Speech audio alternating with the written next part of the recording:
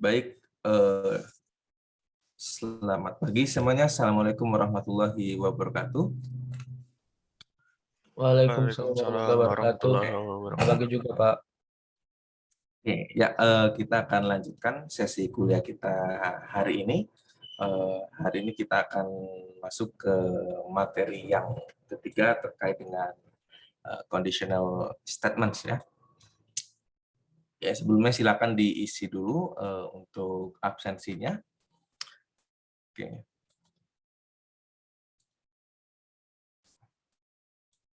Oke, ya.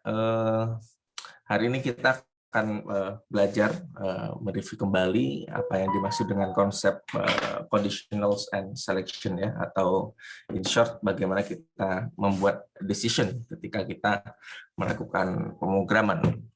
Ya, kurang lebih di sini adalah outline yang akan kita bahas di pertemuan kali ini. Sebenarnya secara materi tidak terlalu padat ya, jadi kita hanya perlu belajar terkait dengan sintaks dan konsep bagaimana melakukan memilih decision di dalam sebuah program, relevansinya itu seperti apa dan kapan kita menggunakan selection atau conditionals di dalam membuat program. Dan kita belajar juga terkait dengan ekspresi Boolean sebagai salah satu kunci di dalam konsep conditionals dan decision di dalam programming. Dan ada yang namanya relational expression gitu ya. Jadi ada relational expression sebagai subset dari Boolean expressions. Dan nanti kita akan lihat code example-nya ya, secara sederhana bagaimana conditionals atau conditional statement ini digunakan di dalam pemrograman.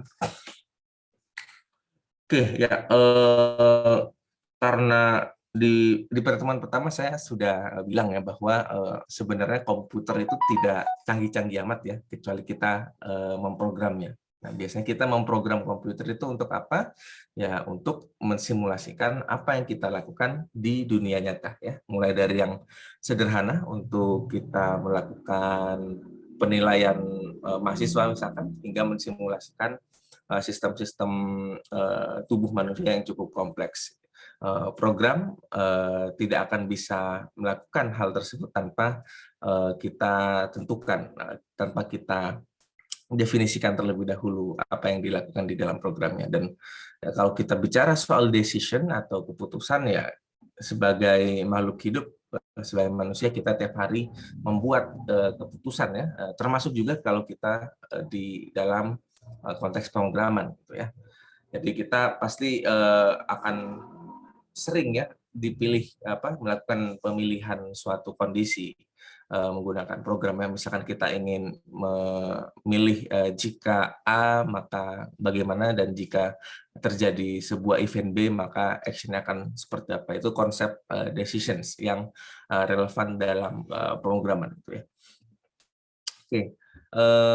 Kurang lebih seperti ini ya kalau kita bicara flow program di dalam Python. Python itu pasti akan dia akan melakukan pembacaan program secara sekuensial gitu ya, dari atas ke bawah gitu ya. Namun jika kita mendefinisikan sebuah Boolean expressions atau sebuah kondisi atau sebuah decision untuk dieksekusi, maka dia akan mendapat beberapa percabangan gitu ya. Bisa 2, bisa lebih dari 2 percabangan gitu ya.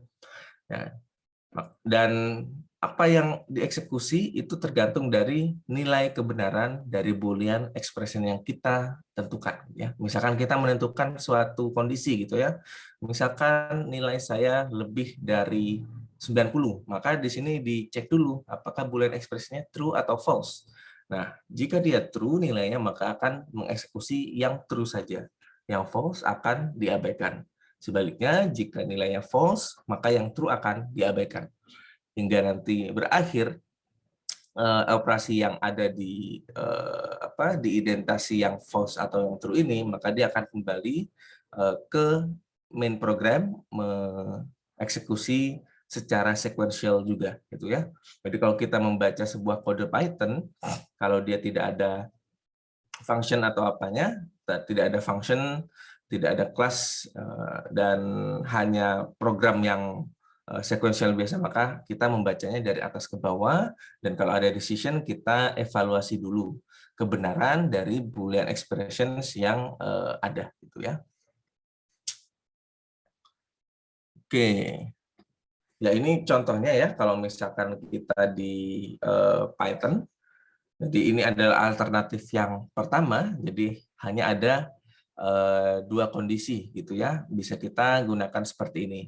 Jadi if sebuah Boolean expression, jadi misalkan kalau kita pakai contoh yang tadi, kita ingin mengevaluasi nilai huruf dari mahasiswa ya, contohnya bisa biner seperti ini ya. Jika nilainya lebih dari 55, maka lulus gitu ya. Kalau tidak, maka dia ditulis tidak lulus. Nah, ini bisa kita gunakan kalau misalkan kita kondisinya itu biner ya. Ya, kalau dia benar demikian, kalau dia tidak benar maka ada action lanjutannya. Jadi yang dilakukan sekali lagi kita perlu membaca if, kemudian Boolean expressions-nya kita evaluasi apakah nanti bernilai true atau bernilai false. Kalau dia nilainya true, masuk ke shoot 1 ini yang di dalam if, kalau tidak, kalau dia false, dia masuk ke shoot 2 ya.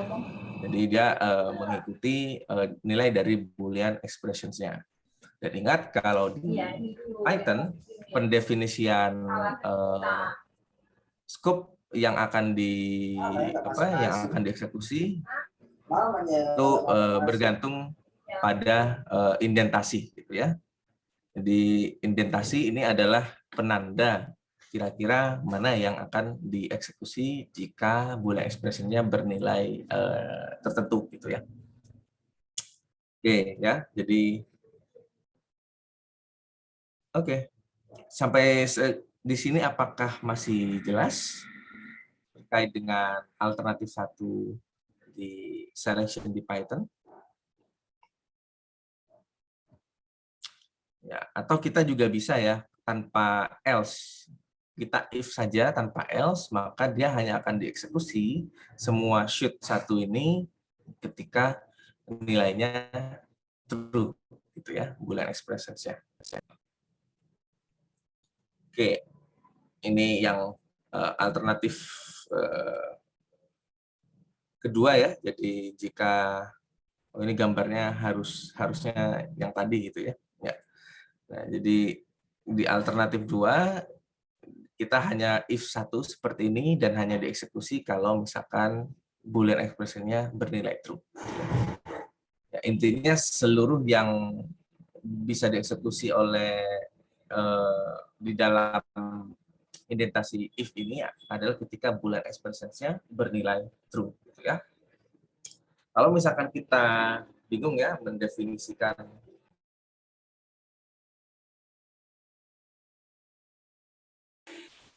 kalau kita misalkan bingung mendefinisikan dalam bentuk sintaks, kita harus kembali lagi ke konsep yang kita belajar di pertemuan pertama terkait dengan pseudocode ya. Jadi sebelum kita mentranslasi kode menjadi bentuk sintaks selection seperti ini, kita tulis dulu kondisi-kondisi yang diperlukan ya. Sehingga tidak bingung kalau misalkan belum terbiasa dan kita langsung terjun ke sintaks, bisa saja nanti kita akan langsung bingung gitu ya.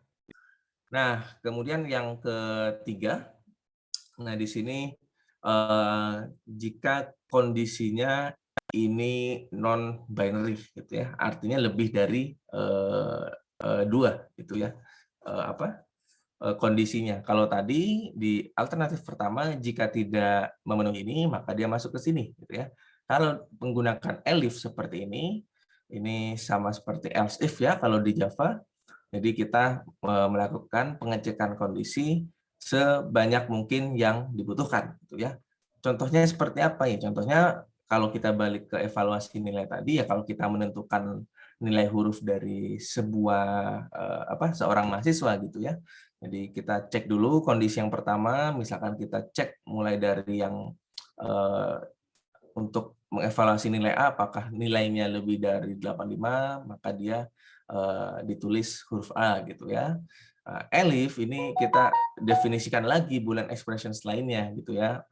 Terus sebanyak mungkin hingga nanti kalau misalkan tidak memenuhi semua kondisi yang sudah didefinisikan, baru kita definisikan else ini ya, should yang terakhir gitu ya. Jadi tetap konsepnya sama, semua yang ada di should, di if maupun di elif itu akan dieksekusi kalau misalkan dia bernilai true gitu ya. Kalau misalkan if-nya bernilai true, maka dia akan dieksekusi yang should 1. Kalau elif-nya bernilai true, maka dia akan dieksekusi should 2-nya. Nah, bagaimana kalau misalkan sebenarnya if dan elif ini sama-sama bernilai true? Nah, sifat dari selection kalau kita bicara di Python atau di bahasa pemrograman apapun, ketika dia sudah masuk ke dalam boolean expressions yang pertama, maka yang lainnya akan diabaikan gitu ya. Jadi misalkan boolean expressions di sini bernilai true nih, maka dia akan mengeksekusi should 1 dan elif yang selanjutnya itu tidak akan digubris gitu ya, akan diabaikan karena dia sudah memenuhi boolean expressions yang pertama gitu ya. Nah, kecuali kalau memang semua if elif ini tidak ada yang true, maka dia secara default akan masuk ke yang else yang terakhir gitu ya. Oke, itu secara sintaks yang ada di dalam Python. Yang paling krusial di sini adalah terkait identasi ya, sekali lagi untuk mendefinisikan proses yang dilakukan ketika boolean expressions itu true, itu kita perlu melakukan indentasi dan diawali dengan titik 2 kalau secara sintaks ya. Jadi if-nya jangan lupa titik 2-nya dan eksekusi di dalam if-nya itu kita tambahkan indentasi yang konsisten gitu ya. Jadi misalkan kalau elif-nya if ini ada satu tab ya, elif-nya kita juga kondisinya satu tab saja gitu ya. Kalau dia tidak konsisten, dia kemungkinan akan terjadi error untuk programnya. Ya, ini perbandingan ya kalau kita menggunakan Python dan Java ya. Kalau di Python tampak jauh lebih lean ya untuk lebih ringkas gitu ya untuk penulisan sintaksnya. Jadi kita hanya menggunakan indentasi. Sementara kalau misalkan kita menggunakan Java, kita bloknya ini bergantung pada bracket ya, bracket buka dan tutupnya. Ya ini mungkin spoiler ya DDP 2 seperti apa, kira-kira seperti inilah bentukan sintaksnya. Ya, jadi Python di sini masih cukup cukup mudah lah ya untuk kita memulai belajar. Tapi secara konsep sebenarnya mau kita ada di Python, ada di Java, nanti kita belajar JavaScript atau bahasa pemrograman apapun, conditional mau looping itu konsepnya sama saja gitu ya. Cuma perbedaan cara kita mengekspresikan konsepnya atau sintaksnya. Oke, sampai sejauh ini apakah masih clear penjelasan dari saya?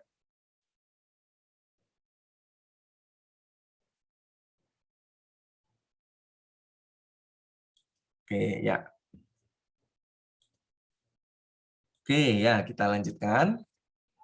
Oke, selanjutnya yang perlu kita pahami kalau tadi kita berbicara Boolean expressions yang mana ini menentukan kita mengeksekusi blok program yang mana. Nah, kita perlu berkenalan juga nih sama Bapak George Boole ya, seorang penemu ini ya, Bapak Boolean lah ya, yang dia menemukan logical expressions ya, yang dimanfaatkan lebih lanjut di konsep pemrograman.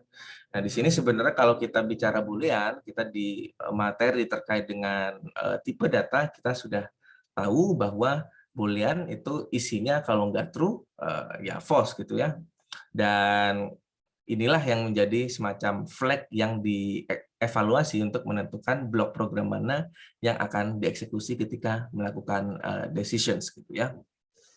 Nah, jadi apa saja yang perlu kita ketahui terkait dengan Boolean ya mungkin karena kita di dalam expression selection ini tidak hanya sesimpel true atau false ya, kita perlu tahu cara mengekspresikan beberapa hal sehingga menghasilkan nilai dalam bentuk boolean gitu ya.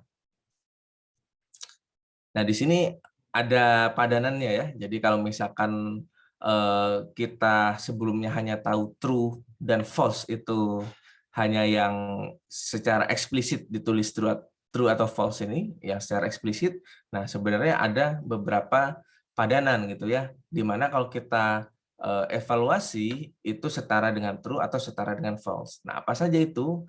Nah, true itu mencakup any non-zero number or non-empty object ya. Jadi kalau kita melakukan ya, misalkan tidak if true tapi if 1 gitu ya, maka 1 itu dinilai sebagai true gitu ya, atau if 100 gitu ya.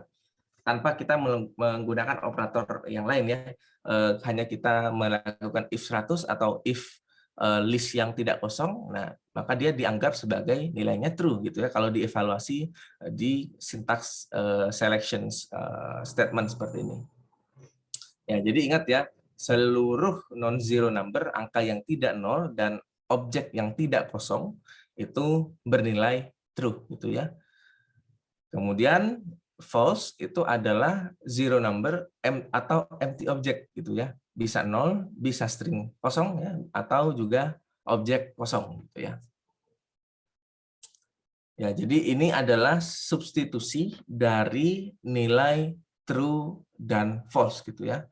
Nah, kalau ya beberapa mungkin ada yang bisa kita gunakan untuk mempersingkat penulisan ya, tapi kalau kita ingin mendefinisikan secara intuitif ya lebih baik memang kita langsung mendefinisikan true atau false secara eksplisit ya kalau dia dideklarasikan sebagai variabel. Namun ini hanya untuk sebagai gambaran saja ya kalau nanti kalian mengevaluasi sebuah statements dan ternyata ada Boolean expressions yang dia diwujudkan dalam bentuk angka atau objek, ya kalian tidak usah bingung ekivalensinya seperti apa ya. Semua yang non-zero dan non-empty object itu true, dan sebaliknya semua yang bernilai nol atau dia objek yang kosong, dia bernilai false. Nah, kemudian ada yang namanya relational operators gitu ya. Jadi ini adalah subset dari Boolean operator. Nah, di sini adalah operator yang berfungsi untuk membandingkan dua value ya, membandingkan relasi dari dua value gitu ya, membandingkan nilai dari dua data gitu ya. Misalkan kita mengevaluasi 3 lebih dari 2 ya, maka kita akan mengevaluasi kebenaran dari pernyataan ini. Nah, itu relational operator gitu ya. Kemudian di sini kalau kita bicara relational operators, di sini punya preferensi yang rendah. Artinya apa? Kalau misalkan ada operasi lain yang ada di dalam statement seperti ini, maka seperti penjumlahan misalkan, maka yang dilakukan adalah penjumlahan atau pengurangannya dulu ya. Ya, kalau kita lihat di perkalian dan penjumlahan waktu kita belajar pas SD gitu ya, kita pasti mengenal gitu ya bahwa operasi matematika itu ada prioritasnya. Misalkan kita perlu mengkalikan dulu atau membagikan dulu baru kita penjumlahan atau pengurangan. Nah, relational operator di sini adalah tempatnya di bawah operasi-operasi tersebut ya. Jadi dia low preference. Jadi dieksekusi setelah yang lain. Operasi yang lain itu selesai gitu ya. Jadi kalau ada 5 plus 3 kurang 3 minus 2, maka yang dilakukan adalah mengevaluasi dulu operasi-operasi selain relational operators ini, baru kemudian kita sudah dapat hasilnya, baru kita evaluasi di akhir. Gitu ya. Jadi 5 plus 3 dulu, 3 minus 2 dulu, baru kita gunakan relational operatornya. Gitu ya. Dan relational operators ini bisa lebih dari, bisa kurang dari, bisa sama dengan, dan sejenisnya ya. Itu semua harus mengcompare tipe data yang sama gitu ya. Jadi misalkan ada satu tapi dia tipe datanya string, di-compare dengan 2 tipenya integer. Nah, itu dia akan menghasilkan error ya. Nah, kecuali kalau misalkan kita convert dulu tipe datanya sehingga sama, maka dia akan menghasilkan nilai boolean yang sesuai gitu ya. Ya, jadi kalau tadi ini kita sudah belajar true dan false ini apa saja, kita juga sudah belajar relational operators. Intinya semua notasi pembanding dua value ya, yang ada untuk biasanya untuk secara secara praktikal ini digunakan sebagai conditional statements yang ada di sini menggunakan relational operators gitu ya. Ya, kalau kita bicara relational operator, salah satunya itu juga ada tanda sama dengan gitu ya. Jadi tanda sama dengan, dan di konsep di dalam Python gitu ya, ada ada konsep sama dengan seperti ini dan ada konsep is. Nah, ini sebenarnya dua-duanya menguji kesamaan antara dua variabel atau dua objek. Nah, namun kalau kita menggunakan sama dengan, di sini yang dibandingkan adalah value-nya gitu ya. Jadi misalkan kita punya integer A ini nilainya 5, kemudian B nilainya 5. Kalau kita lakukan pengecekan menggunakan menggunakan relational operators, dia akan membandingkan value-nya ya atau nilainya. Jadi 5 dibandingkan dengan 5 gitu ya. Nah, kalau misalkan kita gunakan is, maka yang dilakukan adalah membandingkan nilai objeknya ya. Dalam artian di sini adalah ID objeknya, letak dia di memori gitu ya. Nah, makanya di sini ada fungsi ID ya untuk mengecek objek ID-nya. Jadi kalau is ini membandingkan objek ID dari dua atau lebih variabel yang dibandingkan gitu ya. Nah, misalkan kita lihat di sini ya, A integer is B integer, dia bernilai true. Nah, ini jangan bingung ya, katanya ini mengcompare objek ya. Nah, sementara kalau kita initiate sebuah objek kan biasanya dia memiliki ID yang berbeda. Nah, kalau integer dia akan memiliki nilai ID yang sama. Kalau nilainya sama gitu ya. Jadi kalau 5 di A integer dan B integer juga 5, maka ID objeknya itu sama. Jadi ketika dibandingkan dia akan bernilai true. Nah, kalau dia tipe data seperti float, ini akan memiliki objek ID yang berbeda gitu ya. Jadi 5.0 di sini, B float-nya juga 5.0. Kalau kita bandingkan value-nya dia sama, tapi kalau kita bandingkan ID objeknya, dia akan berbeda.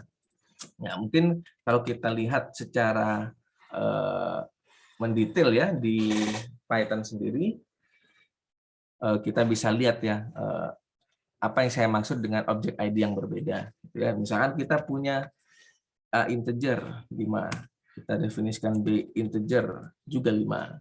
Kita juga definisikan A float ini sama dengan 5.0, B float sama dengan 5.0. Nah, kita coba cek ID-nya satu persatu ya. Jadi misalkan ID integer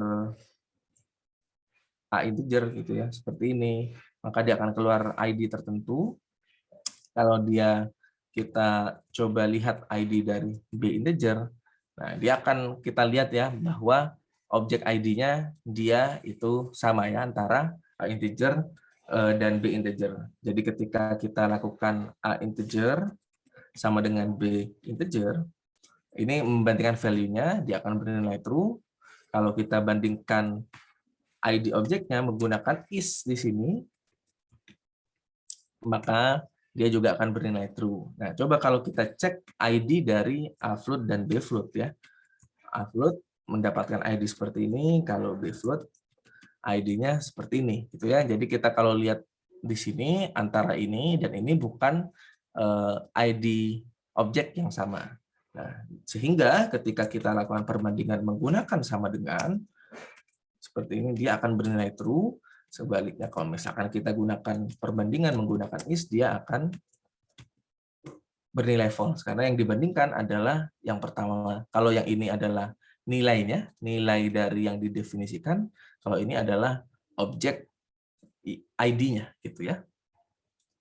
Nah, ini menjadi krusial ya, karena equal ini tidak sama dengan sama, gitu ya. Jadi sama dengan seperti ini tidak melakukan operasi yang berbeda dengan operasi is, walaupun secara intuisi dan beberapa kasus memang ini seolah-olah mengecek kesamaan antara dua data, gitu ya.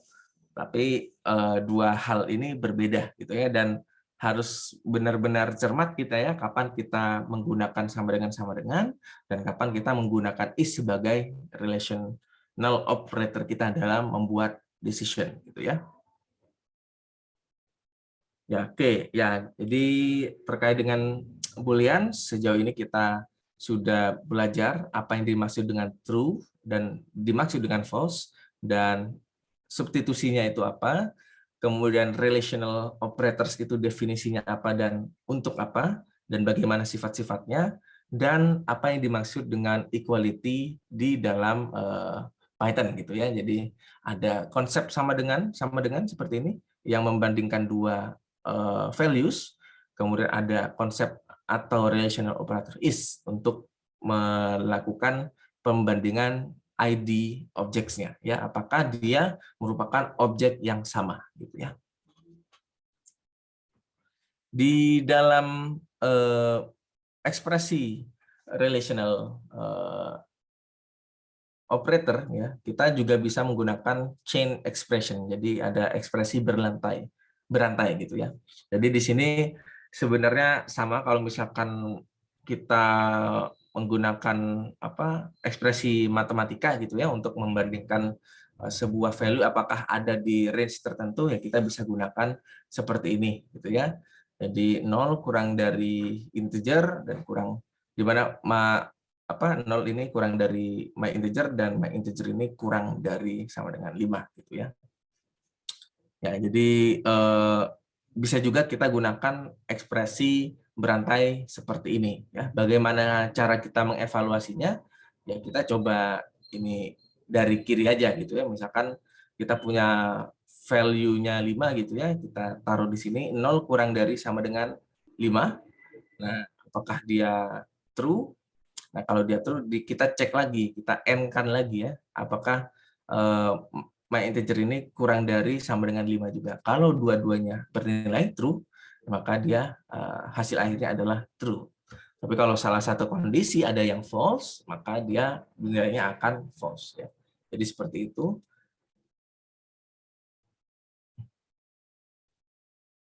Ya, jadi kita juga bisa menggunakan brackets ya, kalau misalkan kita ingin mengevaluasi ekspresi terlebih dahulu, gitu ya. Jadi tidak harus kiri ke kanan. Kalau kita mau misalkan yang di kanan duluan yang kita evaluasi, maka kita bisa gunakan brackets, gitu ya.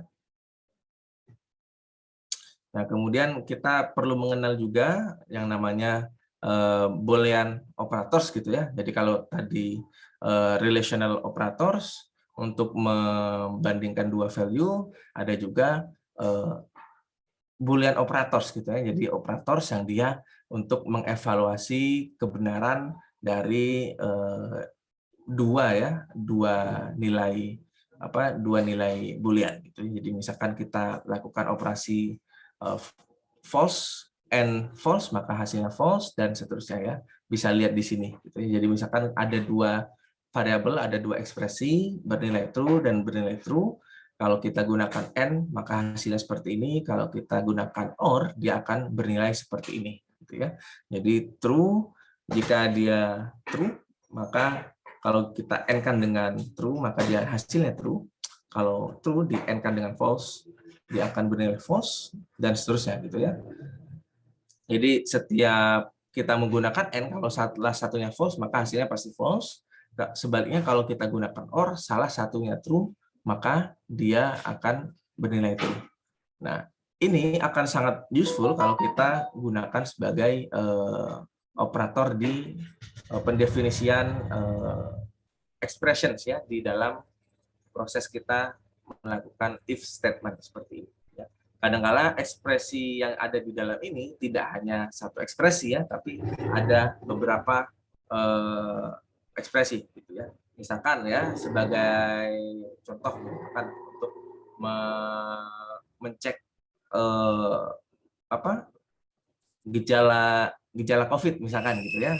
Tentunya kan di sana ada beberapa persyaratan gitu ya, tidak hanya simptomnya tidak hanya satu tapi ada beberapa simptoms. Nah, kita bisa gunakan Boolean operator seperti and atau or itu untuk memfasilitasi kriteria-kriteria yang lebih dari satu tersebut gitu ya. Ya, ini tabel kebenaran yang bisa digunakan ya untuk ini. Ya, ini adalah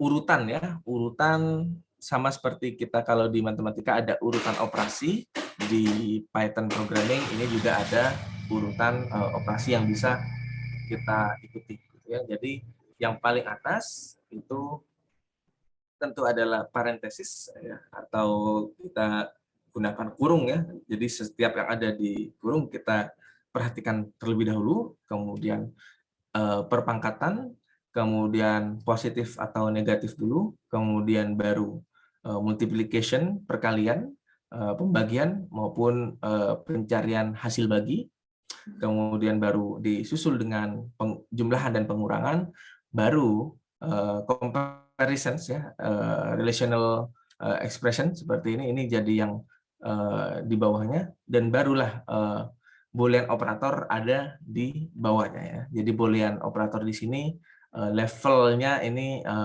paling bawah gitu ya. Dan di Boolean operator sendiri di sini juga ada urutannya gitu ya. Kalau tidak ada bracket, tidak ada apapun, dia polos gitu ya, hanya dari kiri ke kanan, maka kita evaluasi dulu not sebagai yang paling tinggi prioritasnya, kemudian disusul and, dan terakhir baru or ya. Jadi kalau ada beberapa Boolean operators di dalam satu expressions, kita perhatikan urutannya dan kita evaluasi berdasarkan level dari prioritasnya. Gitu ya. Jadi not dievaluasi dulu, baru kalau sudah notnya sudah dievaluasi semua, baru kita ganti ke n, baru terakhir kita gunakan or gitu ya. Ya, nanti silakan, saya juga sudah siapkan worksheet untuk berlatih mendalami konsep-konsep Boolean yang sudah kita pelajari.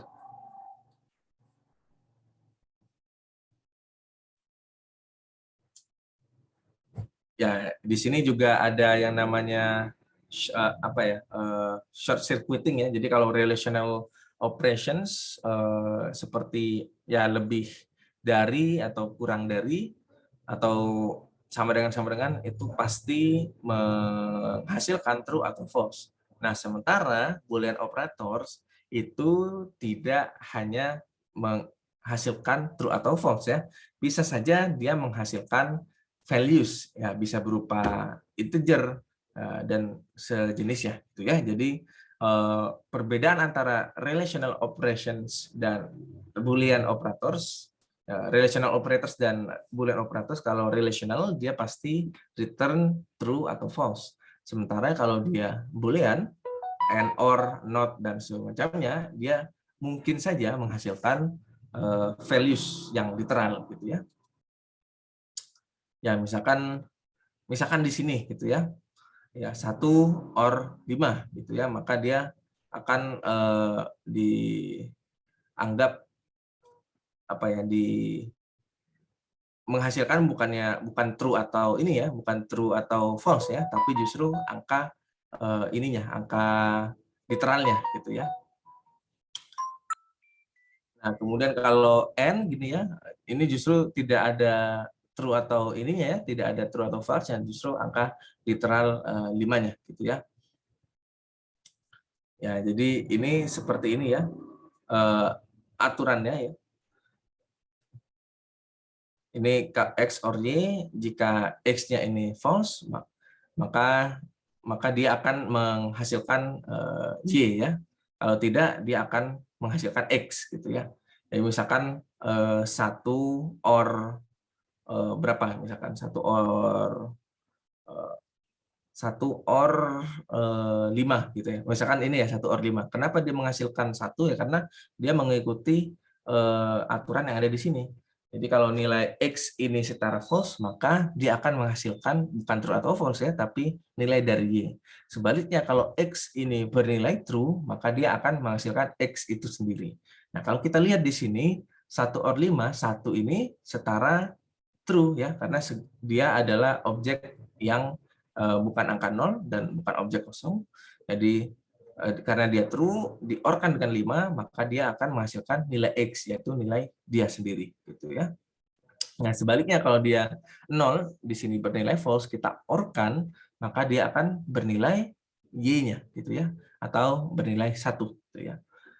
Nah, kemudian kalau kita gunakan N, jika X-nya itu bernilai false atau setara false, maka dia akan menghasilkan X itu sendiri ya.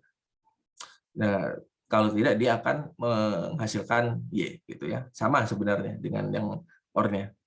Nah, kalau not, jika X-nya ini true, maka dia akan menghasilkan false ya. Kalau tidak, dia akan menghasilkan true gitu ya. Jadi kalau not dia menghasilkan false atau true gitu ya.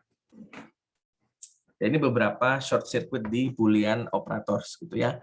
Tidak perlu dihafal ininya ya, yang penting kita memahami kalau ada ekspresi atau operasi X or Y, apa yang sebenarnya dilakukan ya. Oke, dan beberapa catatan yang perlu diperhatikan ya. Itu perbedaan antara Boolean operators dan relational operators. Ya, ini beberapa, memang konsepnya seolah-olah agak iseng ya, gini. Ngapain kita membandingkan dua angka dan hasilnya angka ya? Ya nanti juga akan terlihat sendiri ya. Konsep-konsep ini juga useful untuk advanced use dari Python. Oke, sebelumnya apakah ada yang ingin ditanyakan terkait dengan konsep Boolean dan sejenisnya?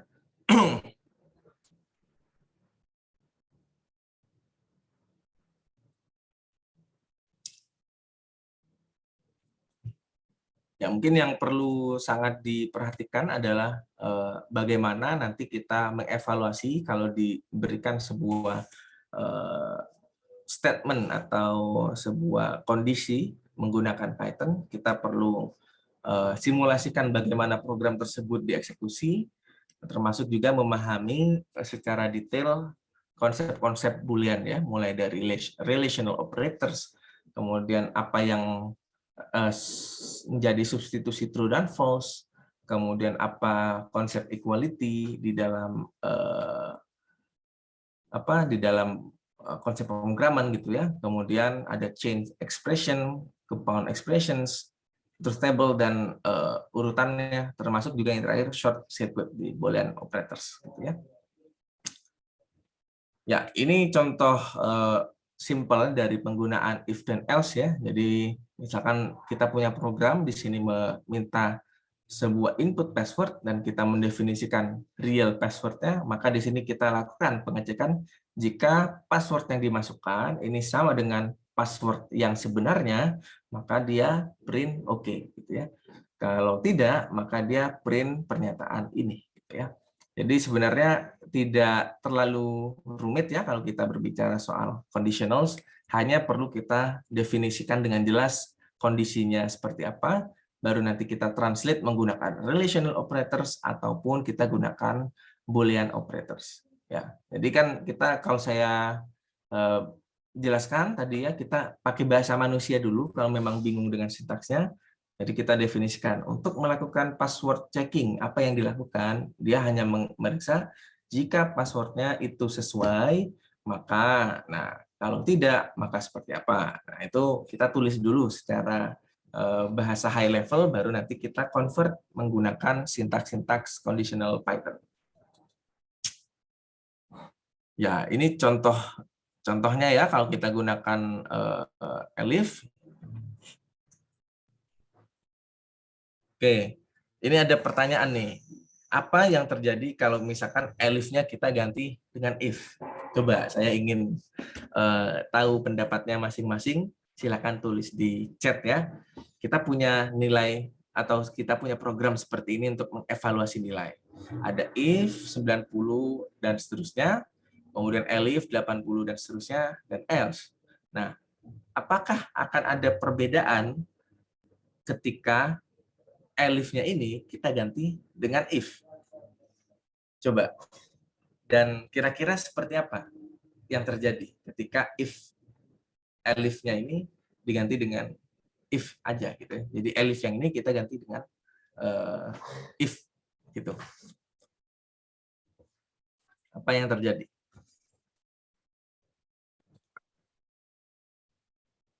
Oke, ada yang bilang error saat compile. Oke, terima kasih Riri. Apakah ada yang berpendapat lain? Oh, enggak nih, enggak error sebenarnya. Coba diperhatikan dulu ya.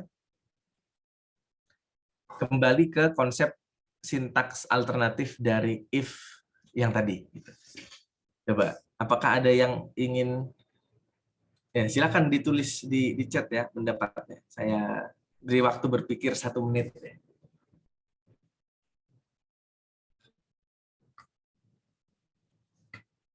Ada yang bilang error saat kita compile itu ya. Pak, saya kasih 1 menit. Silakan ya. Jangan takut untuk menyuarakan apapun gitu ya. Yang penting kita coba untuk menganalisis ya. Saya lebih appreciate yang berani untuk menyampaikan yang dia pahami saat ini daripada yang diam-diam aja gitu ya. Ya, karena kalau kita dalam proses belajar, kalau kita salah, nah itu juga sebuah proses gitu ya, untuk bisa nanti kita perbaiki. Error. Oke, error.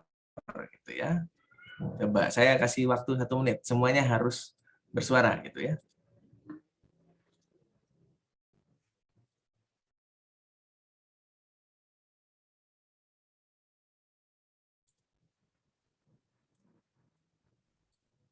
Oke.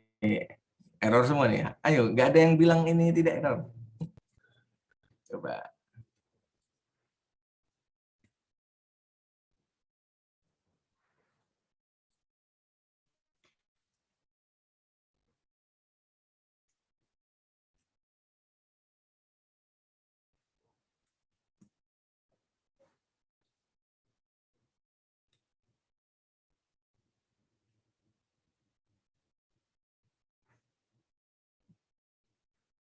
Oke. Nabil, silakan di-share ini ya. Di-share di ini aja ya. Di everyone coba. Ada yang berbeda nih. Silakan. Nabil nge-direct message saya. Silakan ditulis di everyone ya. Tidak apa-apa ya, kita kalau kita punya pendapat berbeda tuh jangan takut-takut gitu ya. Siapa tahu memang yang berbeda itu ya yang benar. Oke, 1 menit lagi mungkin ya. Coba ini baru berapa orang? Hari ini ada 19 orang ya, berarti yang hadir, yang sudah berpendapat itu 1, 2, 3, 4, 5, 6, 7, 8. Baru 8 gitu. 12 orang lagi yuk. Saya minta menganalisis masing-masing.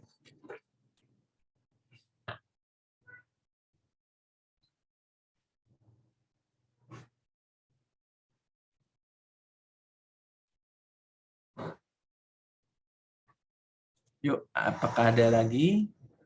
Siapa nih yang belum nih? Daviano sudah.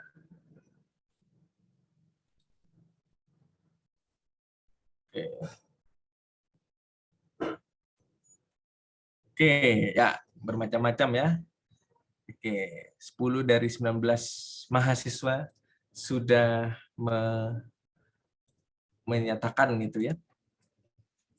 Solusinya seperti apa? Oke. Oke. Jadi kalau kita evaluasi apakah dia error saat kompilasi atau tidak ketika if-nya kita ganti elif-nya ini kita ganti if, maka jawabannya adalah dia tidak error gitu ya. Nah, kenapa tidak error ya? Ya karena memang secara sintaks ini benar gitu ya. Yang terjadi perbedaannya adalah misalkan kita masukkan sebuah nilai gitu ya. Nah, kalau kita kondisinya elif seperti ini, ketika ekspresi di atas ini memenuhi, maka dia sudah tidak akan peduli dengan sintaks yang lain ya, dengan kondisi yang lain gitu ya. Misalkan kita masukkan nilai di ini nilainya 95 gitu ya. Misalkan 95 di sini. Dia bernilai true, maka dia akan print langsung A saja ya. Nah, tapi kalau misalkan nilainya ini misalkan kita definisikan misalkan 95 ya. Tapi misalkan kita ubah elif ini menjadi if, maka ini menjadi satu kondisi yang baru, satu percabangan yang baru gitu ya. Jadi ini ada percabangan yang pertama. Ini ada percabangan pertama. Ada percabangan yang kedua di sini. Kalau misalkan kita ganti if-nya gitu ya. Kenapa demikian ya? Karena ya ini berarti memulai if baru ya kalau kita pakai if aja gitu ya. Dan kalau ini nggak apa-apa ya, misalkan kita if lagi terus ada if lagi, itu tidak masalah. Yang penting flow programnya sesuai dengan yang kita harapkan. Nah, dalam konteks ini yang terjadi adalah kalau tadi hanya di print A, ketika kita ganti elif menjadi if, maka dia akan masuk lagi, evaluasi lagi ke sini gitu ya. Jika 80 kurang dari sama dengan nilai dan kurang dari 90, jadi jika nilainya itu di antara 80 dan 90, maka dia print B. Nah, kalau tidak, dia print E. Nah, yang terjadi kalau kita seperti ini, dia akan print A ini dan juga printing yang E. Ya, karena apa? Karena dia masuk ke percabangan kedua dan dia tidak memenuhi kondisi yang pertama, sehingga dia masuk ke else. Ya, jadi penting ya untuk kita membedakan mana yang harus pakai elif, mana yang pakai if baru gitu ya. Karena ketika kita mendefinisikan if yang baru, maka kita akan bisa jadi berbeda gitu hasilnya yang akan kita dapatkan ya. Output dari programnya bisa saja berbeda. Nah, kadangkala kesalahan kita memperhatikan detail-detail kecil inilah yang membuat program kita tidak berjalan sesuai dengan output yang diinginkan gitu ya. Jadi berhati-hati gitu ya. Jadi kalau misalkan ada if lagi seperti ini nomor satu tidak error ya, dan cara membacanya ya kita dari atas ke bawah ya, kita cek dulu di sini. Nah, kalau ada if baru ya dia cek lagi gitu ya. Dan else ini tidak ada hubungannya dengan pernyataan percabangan yang di atas kalau misalkan kita pakai if yang baru, sehingga else yang ini berhubungan dengan if yang kedua sebenarnya. Jadi kita gunakan else lagi di sini ya, else di sini, dengan else di sini, maka ini yang dieksekusi ketika tidak memenuhi ini. Ya, tapi ini adalah dua if ini adalah percabangan yang berbeda. Kalau dia jadi seperti ini, maka dia akan masih jadi satu percabangan. Karena dia hanya akan dieksekusi ketika benar, dan kalau misalkan semua kondisinya ini salah, dia masuk ke yang else. Oke, ya, itu contoh ya. Tidak apa-apa, terima kasih yang sudah menjawab. Setidaknya sudah bisa paham ya kenapa ini tidak error tadi ya. Ya, ini salah satu contoh ya, kalau kita bicara AI paling sederhana gitu ya, itu adalah rule base. Kalau yang kuno-kuno itu ya pakai condition ya, yang paling recommender system yang paling sederhana yang pakai rule base ya kita pakai if else ya. Dan ya kita juga bisa gunakan yang namanya nested condition gitu ya. Jadi misalkan di dalam if ada if lagi. Nah, itu juga dipersilahkan ya kalau misalkan memang kita butuh program yang seperti itu. Oke ya. Ya ini nanti coba dipahami ya kenapa menghasilkan output sedemikian. Oke, coba guess di output. Coba ya, saya juga lupa sih ini hasilnya apa. Oke, silakan. Apa kira-kira output dari program ini?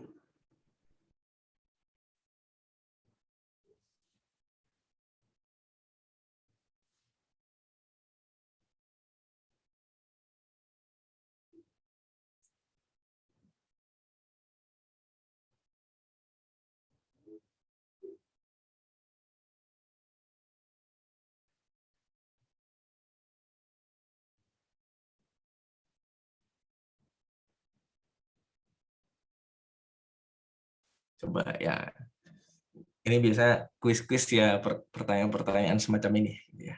Coba di satu-satu dulu aja, dan di flashback lagi materi terkait dengan Boolean operators dan sejenisnya.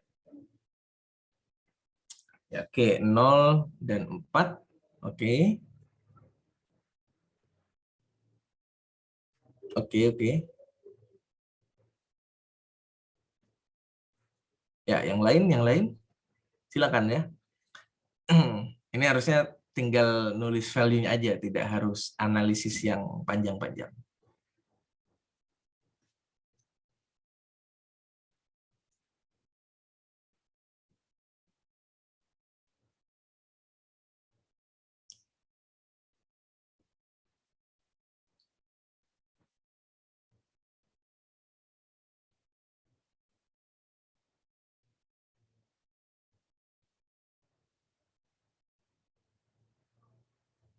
Oke, baru berapa nih? Baru 3 orang. Ya, silakan. Yang lain, yang lain.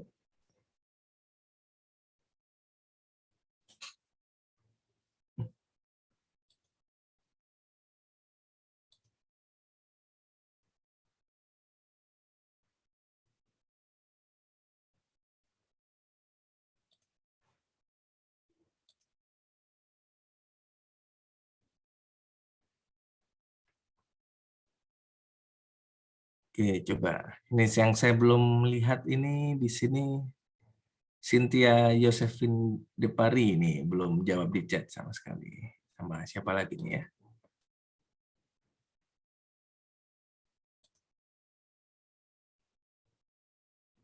0 dan 4, 0 dan 4.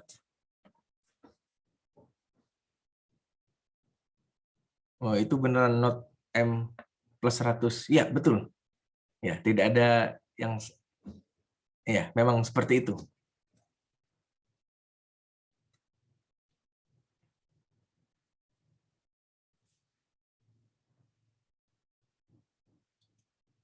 Oke, ini kita balik lagi ke konsep sintaksnya dan konsep operasi booleannya gitu ya. Oke, siapa nih yang masih belum? Christopher sudah.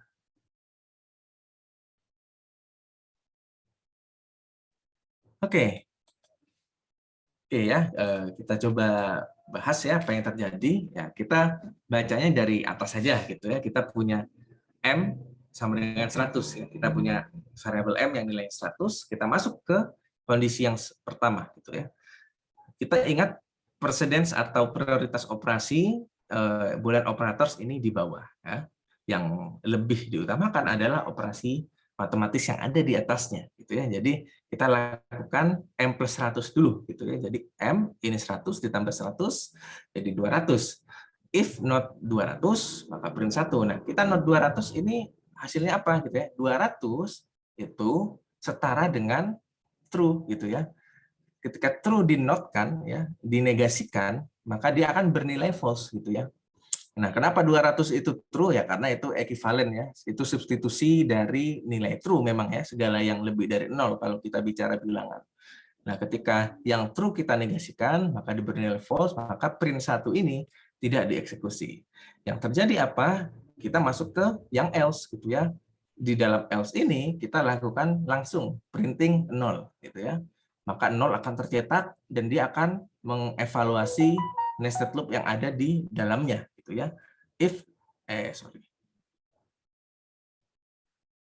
not 0 and 100 gitu ya. Nah, kita lakukan not dulu berarti ya sesuai urutannya. Not 0 ini nilainya apa berarti ya. Jadi 0 ini kan setara false ya. Kalau kita negasikan, false dinegasikan menjadi true gitu ya. Ya, jadi ketika true kita n-kan dengan angka 100 yang dia bernilai true juga karena dia lebih dari 0, maka dia juga akan pada akhirnya ketika evaluasi akhir dia akan bernilai true di sini. Nah, kemudian baru dieksekusilah print 4 di sini. Jadi sementara kita sudah mencetak 0 dan 4 gitu ya.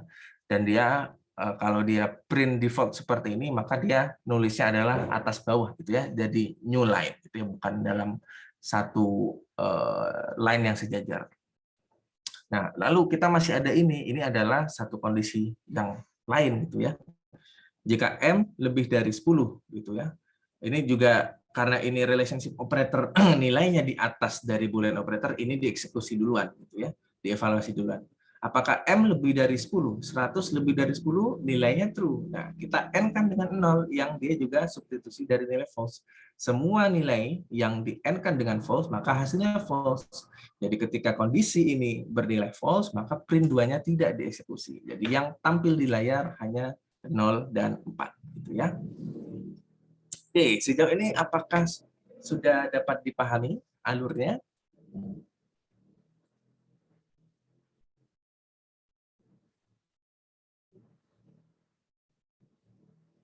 Apakah sudah cukup jelas penjelasan dari saya?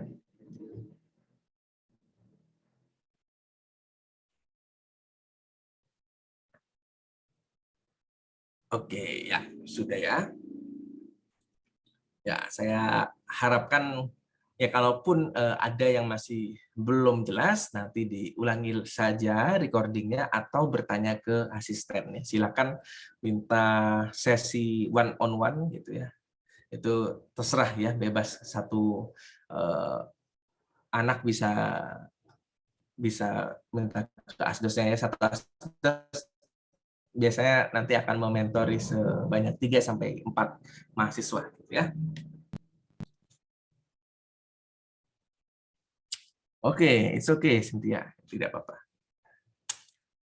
Oke, syntax check.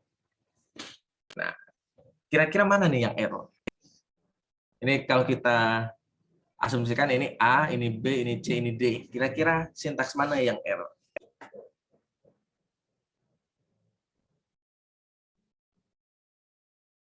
Coba silakan ditulis. B, oke, ada yang bilang B, ada yang bilang B lagi. Ada yang berbeda?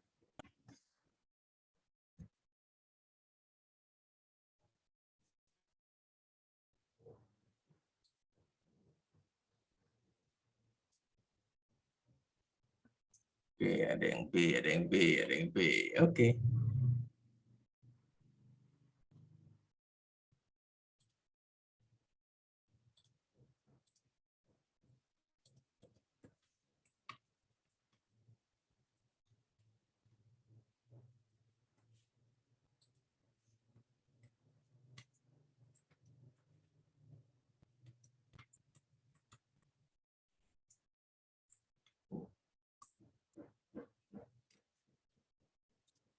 Oke, A dan B. Ada yang bilang B saja gitu ya.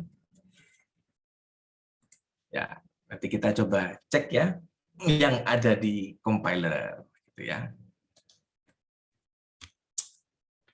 Coba ini ya ada yang A saja. Wah, bagus nih, berbeda-beda. Ada yang A saja. Ada yang if 12 print foo. Oke, siap. Apakah ini sudah semua? Oke, ya.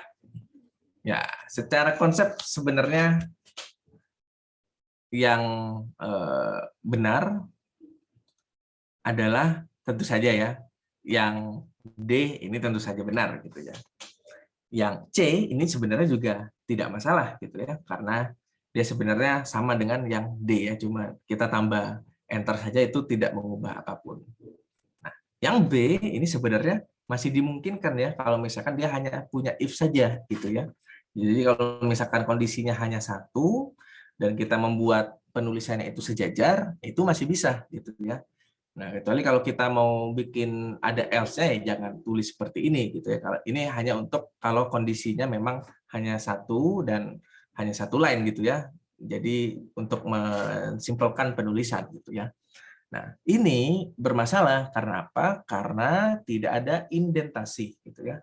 Sekali lagi yang sangat matters di dalam selection atau di syntax Python itu adalah terkait indentasi. Nah, ketika dia tidak ada indentasinya sementara dia menggunakan kondisi if gitu ya, Nah, maka compiler itu pasti bingung. Nah, print ini masuk ke mana nih? Masuk ke main program atau masuk ke statementnya if gitu ya. Jadi perlu diperhatikan terkait dengan indentasi gitu ya. Jadi dia harus dibuat menjorok ke kanan terlebih dahulu agar bisa dieksekusi. Nah, jadi seperti itu ya. Jadi kalaupun selama ada indentasi secara horizontal ya, ada menjorok secara menyamping itu, maka itu tidak akan menjadi permasalahan ya. Kecuali nanti kalau misalkan ada if lagi, misalkan di dalam if ada if, itu kita harus pastikan di if yang kedua ini diberi indentasi lagi gitu ya. Dan sampai sejajar, kecuali memang itu merupakan if yang baru gitu ya.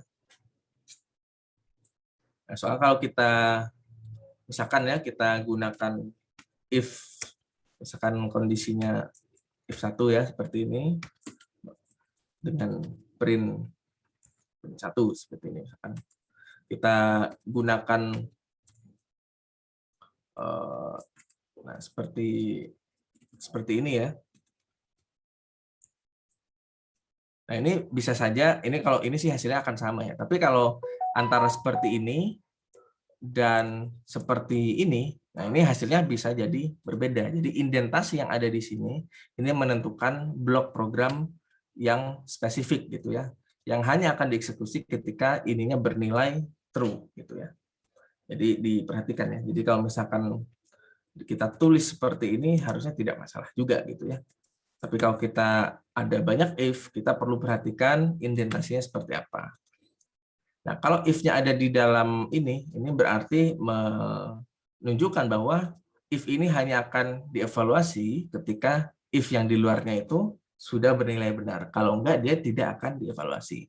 Nah, sementara kalau indentasinya seperti ini, maka dia akan menjadi dua percabangan yang berbeda. Dua-duanya sama-sama dievaluasi. Jadi indentasi sangat menentukan bagaimana program membaca kode yang kalian buat, gitu ya. Well, oke, ya, oke, ya. Sampai sini ada yang ingin ditanyakan? Oke, kalau tidak ada, saya beri kesempatan untuk bertanya dulu. Well, oke. Kalau tidak ada, silakan ya. Setelah ini tidak ada breakout room ya, silakan dikerjakan baik secara individu maupun secara berpasangan atau berkelompok, itu silakan dikerjakan latihan worksheet-nya, nanti dikumpulkan jam 12 ya, sesuai dengan jadwal yang sudah ditentukan. Oke ya. Oke, kalau tidak ada lagi yang ingin ditanyakan, saya rasa sesinya saya cukupkan dulu sampai di sini. Terima kasih atas partisipasi aktifnya di sesi kali ini. Semoga tetap sehat selalu ya di musim-musim yang cukup kurang nyaman ya mungkin akhir-akhir ini. Semoga sehat selalu dan selamat melanjutkan aktivitasnya masing-masing. Jangan lupa dikumpulkan untuk worksheet-nya. Oke. Terima kasih semuanya. Selamat pagi. Assalamualaikum warahmatullahi wabarakatuh. Waalaikumsalam Makasih, warahmatullahi Pak. wabarakatuh. Terima kasih banyak, Pak. Makasih banyak, Pak. Makasih, Pak. Makasih, Pak.